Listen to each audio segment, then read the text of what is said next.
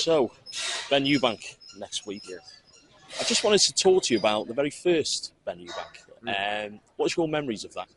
I was about 11 years old, and for us at the time, it was a massive fight because my dad signed Chris Eubank. They went on a brilliant journey together, but that was the big fight.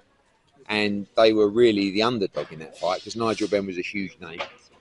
And the build-up was epic. I mean, you're talking about ITV News, signing the contract on ITV News. And then Eubank wound him up significantly, got him to come out wild and stopped him, I think the 9th round. And what else do I remember? I remember Richard Steele was the ref, famous old referee. And yeah, it was a big night for us, that was. Second fight, which I was there at, the Old Trafford fight. Watch it back, I think Nigel Benn probably should have got the decision that night, and they never did a third. And I think in many ways, this is kind of like the third of Ben Eubank.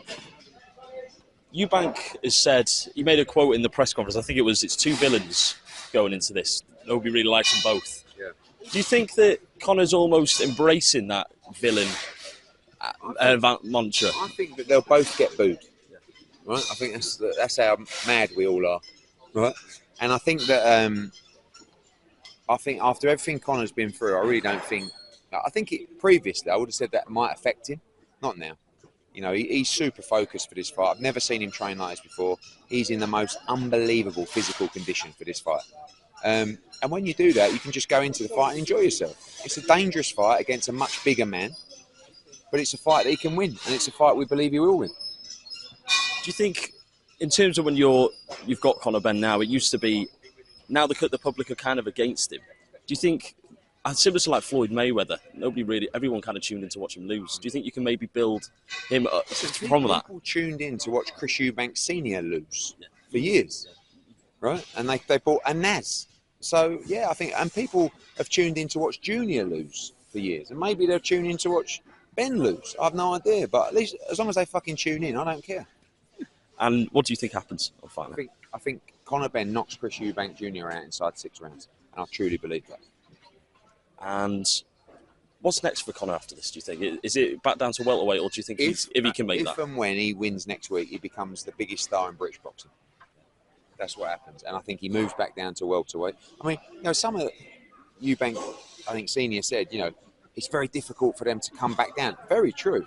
I mean, Kell Brook decided to come back down at 47 after Golovkin and fight Errol Spence, which actually, I mean, you know, some people say the Golovkin fight was a mistake. I feel like the Errol Spence fight was also a mistake because after, you know, to come back down to a weight that he was struggling at so badly, but he didn't want to vacate his title. You know, he wanted to defend it. So it's a massive fight for Conor Benn. What comes after that is extremely fruitful, but we're not worried about that. We're just worried about next Saturday. And in terms of weight, what do you expect Conor to be on fight night? I don't know, maybe like 156, 157, 158. Oh, on fight night. Sorry, I thought you meant on the scales. I don't think he'll necessarily come in at 160. You know, you don't want to just eat yourself up to that weight. Like, you just want to be strong and sharp. What will he come in the ring at? I reckon Conor Benn will come in the ring around 165 pounds. And I think Chris Eubank will be in the ring at 180 pounds. I think he'll have at least a stone on Conor Benn in that ring next week. Thank you very much. Appreciate it.